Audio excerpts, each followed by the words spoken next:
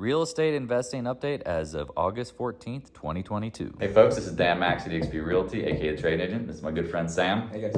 Skip Worth, works for Cross Country Mortgage. Wanted to talk about investing in the current market. Now, I know a lot of you friends doing pretty well, making money here. Yep. What's the next step? Sam, what do we do with our money? We know inflation's coming. Yeah, so that's a big hot topic that you and I have talked about a long time. It's like, hey, inflation's a real thing, and people are always asking, what do we do? So we always say hard assets and commodities can be a pretty valuable thing. Now, depending on what your strategy is, there's different pros and cons to everything. But for us, I always jokingly say people need a place to live. And Always. Always need a place to live.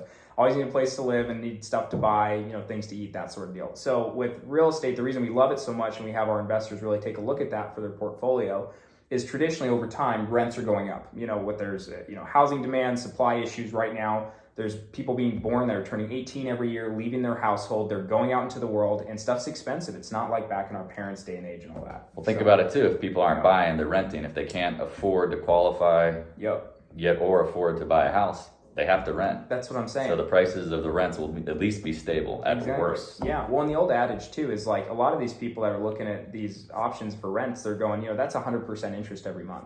So for you as an investor, that's an opportunity to say, hey, I can lock in a new next generation that might not be able to afford houses yet, that they can actually be renting while they're getting ready to purchase their house, and you can fill that gap. And so that's where investing is going to be a really valuable thing, I think, not only for the potential appreciation, we can't guarantee it, but traditionally, house values go up.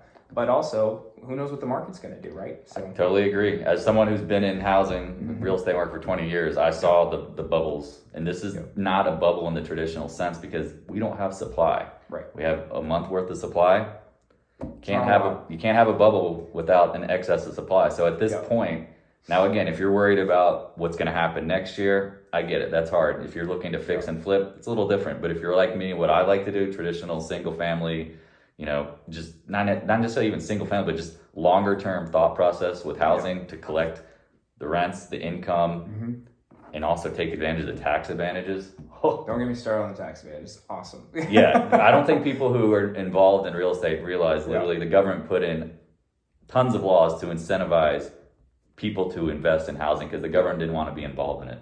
So going forward, I think you would agree. It's a no-brainer. It's just a matter of having the team and the confidence knowing the people you're working with are going to help you out because it's always a knowledge game, right? Oh, totally.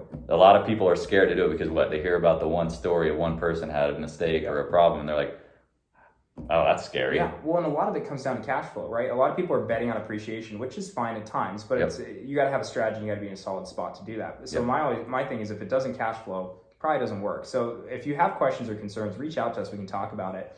But that's why all these programs exist for these investors, that have made a lot of money in the stock market, that have done really well in other areas, sold their businesses and might not have the cash flow, but they have the ability to still buy investment properties and get financing. So wouldn't you agree generational wealth comes from housing? It does. And that's how a lot of people use their strategy with commercial and residential passing on to the next generation. It comes from real estate oftentimes, off the cash flow or not having to pay the taxes if you can set it up right. So 1031. 1031. If you haven't seen it, look it up and give us a call. Yeah, awesome. It's magic. Yeah. Well, I appreciate it, Sam. Absolutely. Thanks. Great talking with you always. Guys and gals, if you have any questions, please reach out to us. Call. Yeah, information or links in the description below. If you have any questions, please do not hesitate. We're always here to help. Talk to you later. Talk to you later.